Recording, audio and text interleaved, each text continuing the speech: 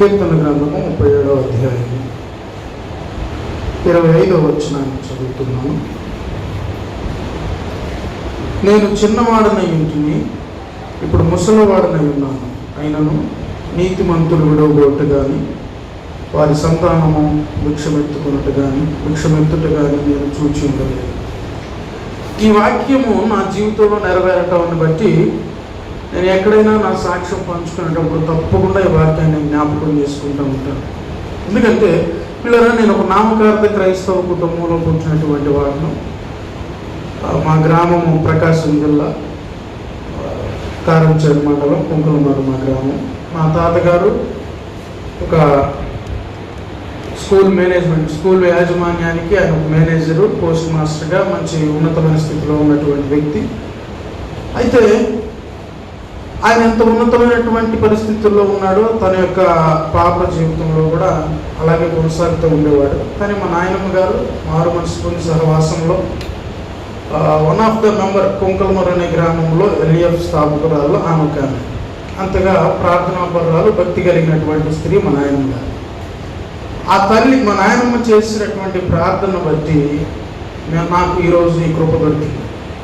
అయితే మా యొక్క ఇంటికి 2 ఇళ్ళు ఉండేవి. మా తాతయ్య చేసేటువంటి పనులు మా బాబాయ్కి నచ్చగా మా నాయనమ్మని తీసుకొని వాళ్ళు రోడ్ అవతల ఉండే ఇంటికి వెళ్ళిపోయారు. మేము, మా నాన్నగారు, మా కుటుంబం మా తాతయ్య దగ్గర ఉండిపోయేవారు. మా నాయనమ్మ గారు ఉన్నటువంటి ఇంట్లో ఎప్పుడు స్తుతి, సంతోషము, సమాధానంతో నింపబడి ఉండేది. మేము ఉన్నటువంటి మా గృహంలో ఎప్పుడు పోరాటాలు, కలహాలు, భయంకరమైన బూతులు, గొడవలు ఇలాగ నింపబడి ఉండేది. దాన్ని బట్టి నేను కూడా భయంకరమైన బూతుల్లోకి, గొడవల్లోకి, చెడు స్నేహాలు అలవాటు పడి క్రమంగా సంపూర్తిగా లోకంలోకి, పాపంలోకి నా జీవితం అలాగే నడిచిపోతూ ఉంది. అయితే మా నాయనమ్మ దగ్గరికి వెళ్తూ ఉండేవాడిని, సండే స్కూల్ చెప్తూ ఉంటే వింటూ ఉండేవాడిని, దేవుని పాటలు పాడుతూ ఉండేవాడిని, చర్చికి వెళ్తూ ఉండేవాడిని, చక్కగా పాటలు పాడుతూ ఉండేవాడిని, అన్నీ చేస్తూ ఉండేవాడిని. కానీ నా పాప జీవితం అనేది, నేను ప్రతి ఒక్క పాపములో ఈ భూమి మీద ఎటువంటి పాపాలు అయితే ఉంటావో అన్ని పాపాలలో ప్రావీణ్యత కలిగి, అంటే అన్ని పాపాల్లో ప్రవేశించి ఉన్నాను. పాపముతో నా యవ్వన కాలం నిండిపోయి ఉంది. మా యొక్క గ్రామంలో మా స్నేహితులతో కలిసి ఆ ఫైటింగ్, కొట్లాటలకు వెళ్ళడానికి కానీ, ప్రతిదానికి అలా లోకానుసారంగా మందు తాగటం కానీ, సిగరెట్లు, జూదం ఇవన్నీ అలా కొనసాగుతూ ఉన్న క్రమంలో ఒకనొక దినాన మా ఇంట్లో ఒక పెద్ద పోరాటం జరిగింది. ఆ పోరాటం జరగటం వల్ల నేను మా అమ్మగారిని తీవ్రంగా కొట్టాను. నేను కొట్లాటలకు వెళ్ళడానికి ఉపయోగించుకున్నటువంటి గొలుసుని తీసుకొని ఆ గొలుసుకి చివరిలో అంత ఇనుప గుండును కట్టుకునేవాడిని. కొడితే ఒక దెబ్బకు మనిషి చనిపోవాలనే ఉద్దేశంతో అది నడుము కట్టుకుని వెళ్ళేవాడిని అనమాట. అది తీసుకొని మా అమ్మగారిని కొడుతుంటే ఆమె బజార్లో పరిగెత్తుకుంటూ పోయి ఎక్కడో అడ్డం పడిపోయింది వేరే వాడి ఇంటి దగ్గర. అలాగ కొట్టేవాడిని. తర్వాత మా తల్లి చేత, నా తండ్రి చేత, నా తమ్ముడి చేత నేను సిగరెట్లు తెప్పించుకొని ఇంట్లో కూర్చొని సిగరెట్లు తాగుతూ ఉంటాను. ఇలాంటి భయంకరమైనటువంటి పరిస్థితుల్లో నేను జీవిస్తూ ఉన్నప్పుడు అచ్చంపేటలో సహవాసం తరపున సేవ చేస్తూ ఉన్నారు మా ఆత్మీయ తండ్రి. మా బాబాయ్ ఒకరోజు చూడటానికని వచ్చి నా పరిస్థితి చూసి, నువ్వు ఇక్కడ ఉంటే ఇంకా చెడిపోతావురా, నువ్వు ఇక్కడ ఉంటే పాడైపోతావు, నశించిపోతావు, నువ్వు ఇక్కడ వద్దు, నా దగ్గరికి వచ్చి అని చెప్పి నేను రానన్నా కానీ ఆయన బలవంతంగా ఆయన దగ్గరికి తీసుకెళ్ళి ఎలాగ ప్రార్థన చేయాలో, ఎలాగ ప్రభువుని క్షమాపణ కోరుకోవాలో, ఎలాగ మారు మనసు పొందాలో అనేటువంటి విషయాల్లో ఆయన నాకు ప్రార్థన నేర్పిస్తూ వాళ్ళు కూడా నా కొరకు ప్రార్థన చేసి నన్ను మారు మనసులోకి నడిపించారు. అది 2001వ సంవత్సరంలో జరిగింది. అప్పటి నుండి మా బాబాయ్తో పాటు నేను కూడా ఉద్యోగ కూటాలకు వెళుతూ దేవుని సేవకులు చెప్పేటువంటి వాక్యాన్ని విని ఏకాంత ప్రార్థన చేసుకుంటూ మారు మనసు పొందాలనేటువంటి ఆశతో ఉండేవాడిని. మారు మనసు ప్రయత్నిస్తూ ఉన్నాను. కానీ నా హృదయాన్ని సాతాను మెత్తనగా, అంటే కఠినపరుస్తూనే ఉన్నాడు. కానీ నా హృదయం మెత్తగా ఏనాటికి అయ్యేటట్టుగా కనబడటం. సరే, నేను అప్పుడు ఏం చేశానంటే, మా బాబాయ్ వాళ్ళు బ్యూరా గార్డెన్స్ పనులకు వెళ్తూ ఉన్నప్పుడు నన్ను బ్యూరా గార్డెన్స్ తీసుకెళ్ళాను. బ్యూరా గార్డెన్స్ నేను వెళ్ళి పనులకు వెళ్ళొస్తూ ఉన్నాను. ఆ క్రమంలో విలా గార్డెన్స్లో ఒక ఆదివారం ఒక దైవ సేవకులు వచ్చి దేవుని వాక్యం చెప్తూ ఉన్నారు. దేవుని వాక్యం చెప్తా ఉంటే నేను అలాగే ఎదురుగానే కూర్చున్నాను.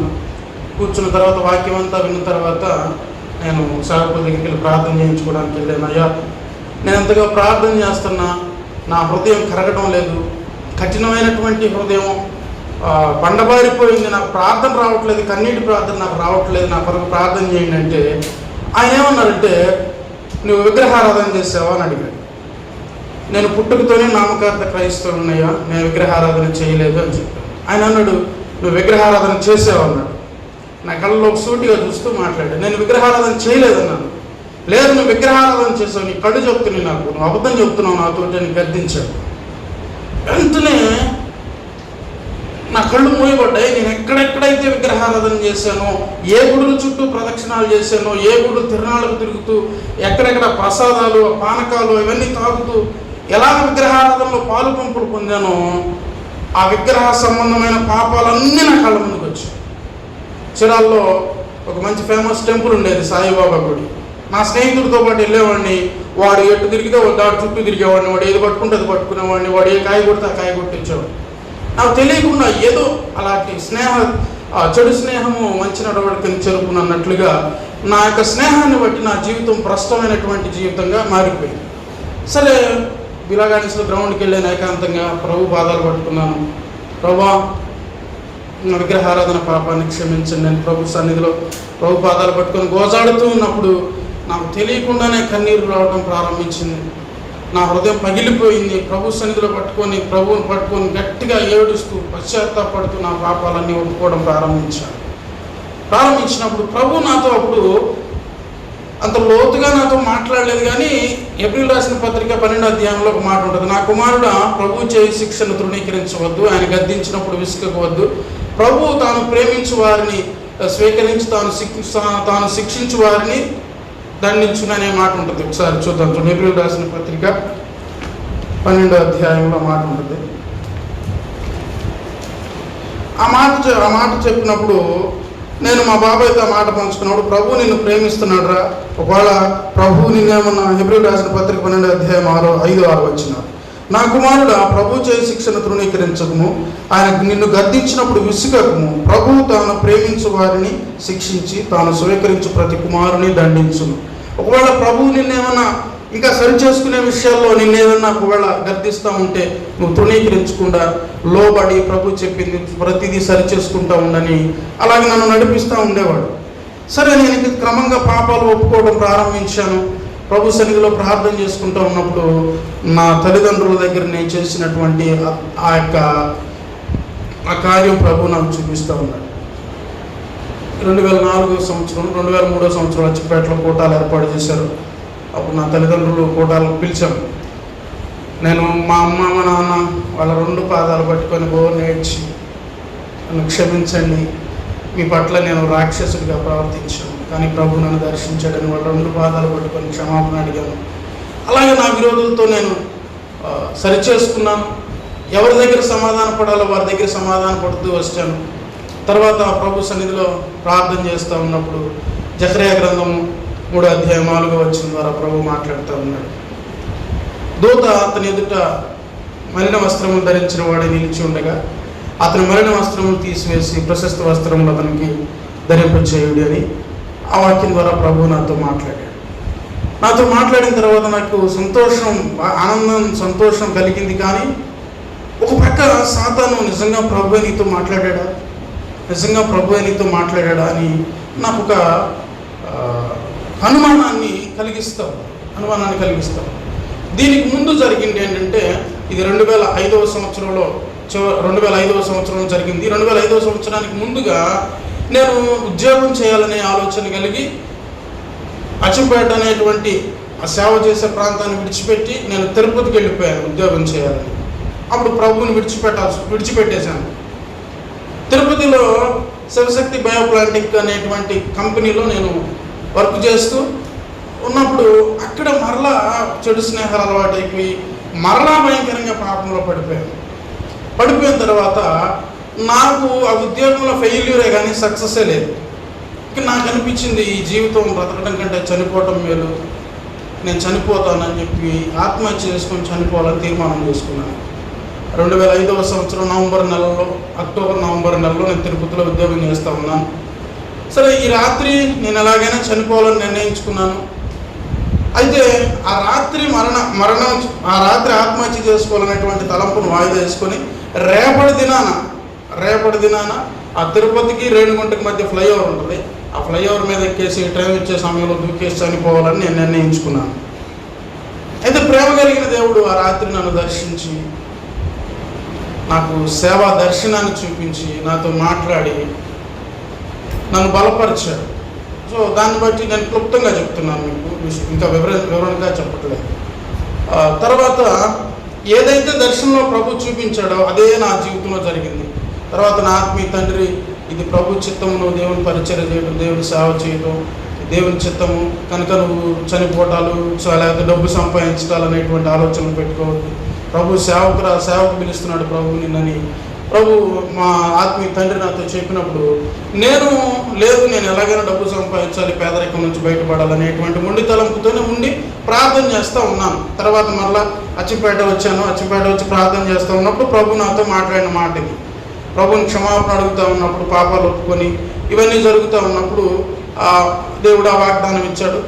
తర్వాత నేను మరలా సాతాను ఏం చేస్తుందంటే, దేవుడు ఇది నీతోనే మాట్లాడా, దేవుడు నిజంగా మాట్లాడా అంటూ ఉన్నప్పుడు మరలా ప్రభు పాదాలు పట్టుకొని, ప్రభువా నువ్వు నిజంగా మాట్లాడితే నాకు ఇంకొక వాగ్దానం ఇవ్వు ప్రభువా అని నేను అడిగినప్పుడు యెషయా గ్రంథం 43వ అధ్యాయము మొదటి 2 వచనాలు ప్రభు నాతో తేటగా మాట్లాడాడు.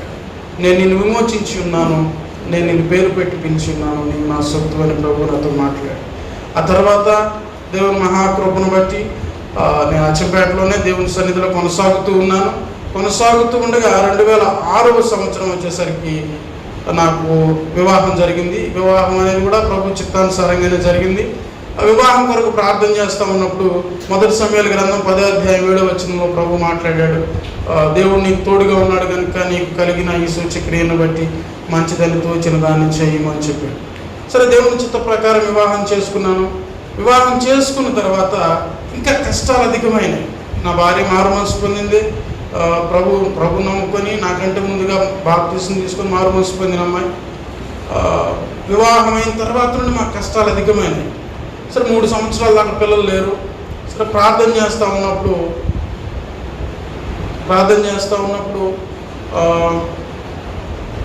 ఆమెకి కడుపులో గర్భసంచులు కణితితో పాటు నీటి కాసులు 2 ఉన్నాయి. డాక్టర్ దగ్గరికి వెళ్తే టెస్ట్ చేసి, మీరు ఎక్కడికి వెళ్ళినా మీకు పిల్లలు పుట్టే అవకాశమే లేదన్నాడు. సరే, నేను Madras Chennai Beulah guidance head క్వార్టర్కి తెలిసిన సేవకులందరికీ ఫోన్ చేసి, ఇంకా దైవజనులందరికీ ఫోన్ చేసి ప్రార్థన చేయను, ప్రార్థన రిక్వెస్ట్ కోరాను. ప్రార్థన చేస్తూ ఉన్నాం. అది నవంబర్ నెలలో 5వ తారీఖు జరిగినటువంటిది. అది స్కానింగ్ తీసినటువంటి రిపోర్టు 2008వ సంవత్సరంలో జరిగిందన్నమాట. అయితే అప్పటి నుంచి ప్రార్థన చేయడం ప్రారంభించిన తర్వాత నా భార్య 4 నెలల తర్వాత నా కడుపులో చాలా బాధగా ఉంది, నేను తట్టుకోలేను, నేను ఇబ్బంది పడిపోతున్నానంటే సరే నేను ప్రార్థన చేసి, ప్రభువా ఆ అమ్మాయి బాధపడుతుంది, పిల్లలు లేకపోయారు, మీ కొరకు మేము పనిచేస్తాం ప్రభు, పిల్లలు లేకపోయినా నీ కొరకు నిలబడతానని చెప్పేసి ఆపరేషన్ చేసి గర్భసంచి తీసేపిద్దాం డాక్టర్ దగ్గరికి వెళ్ళాం. డాక్టర్ దగ్గరికి వెళ్తే ఆమె స్కానింగ్ తీసి ఆమె ఆశ్చర్యపోతా నన్ను కూడా ఒక ఆశ్చర్యకరమైన మాట చెప్పింది. ఆమెకి 5వ నెల గర్భం నడుస్తూ ఉంది. ఆ గర్భసంచిలో గడ్డతో పాటు నీటి కాసుల మధ్య బిడ్డ ఉంది అని చెప్పింది. ఎప్పుడైతే మీకు పిల్లలు పుట్టరని చెప్పారో నవంబర్ 5వ తారీఖున, ఆ రోజు నుంచి మేము ప్రార్థన చేయడం ప్రారంభించాము. మార్చి 3వ తారీఖు వచ్చేసరికి 5వ నెల గర్భం నడుస్తామని చెప్పింది. కరెక్ట్గా అక్కడి నుంచి లెక్కేసుకున్న 5 నెలలు. దేవుడు ప్రార్థన చేయడం ప్రారంభించిన రోజు ఆయన కార్యం చేశాడు. అయితే ఆమె ఏం చెప్పిందంటే, పుట్టేటువంటి బిడ్డలు ఎలాగ పుడతారో నేను మాత్రం మీకు గ్యారంటీ ఇవ్వలేను.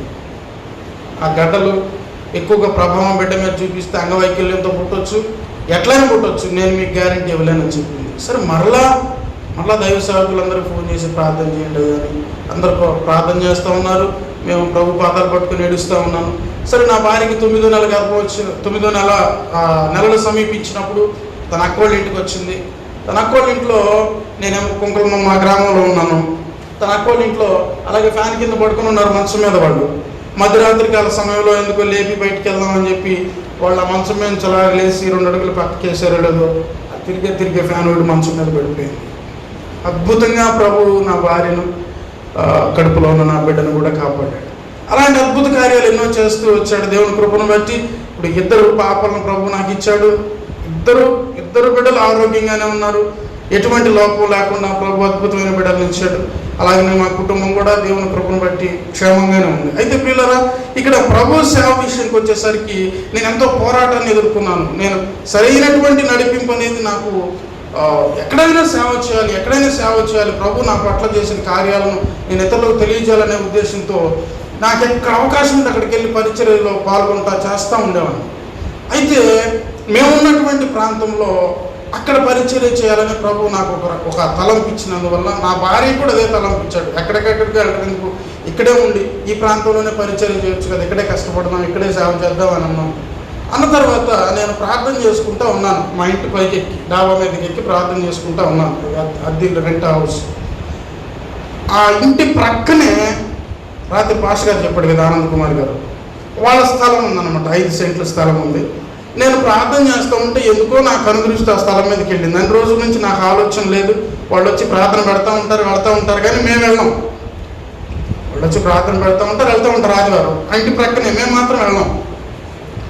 సో ఎందుకో ఆ స్థలం మీద నాకు కనుదృష్టి పడిన తర్వాత వేరే సహోదరుడి ద్వారా మాట్లాడి, అన్నలతో మాట్లాడి, ఒకవేళ వాళ్ళు లీజుకి ఇస్తారేమో, లేకుంటే పరిచర్య చేసుకోవడానికి రెంట్కి ఇస్తారేమో, లేకపోతే అమ్ముతారేమో, ఈ విధంగా ప్రయత్నం చేసి ఆ స్థలం తీసుకొని పరిచర్య చేద్దామని అనుకున్నప్పుడు అన్నోళ్ళతో సంప్రదిస్తే, లేదు తమ్ముడు, మేము అది అమ్మము, రెంట్కి ఇవ్వము, లీజుకి ఇవ్వము, నువ్వు పరిచర్య చేస్తానంటున్నావు కాబట్టి దేవుని యొక్క ఆలోచనతో దేవుని చిత్తానుసారంగా ముందుకు వస్తున్నావు కాబట్టి మేము ప్రార్థన చేస్తాం, ప్రభు మాకు కూడా చెప్తే మాతో పాటు కలిసి పరిచర్య చేయవచ్చు, ఆ బాధ్యత నీకే అప్పగిస్తాం అక్కడ అని చెప్పారు.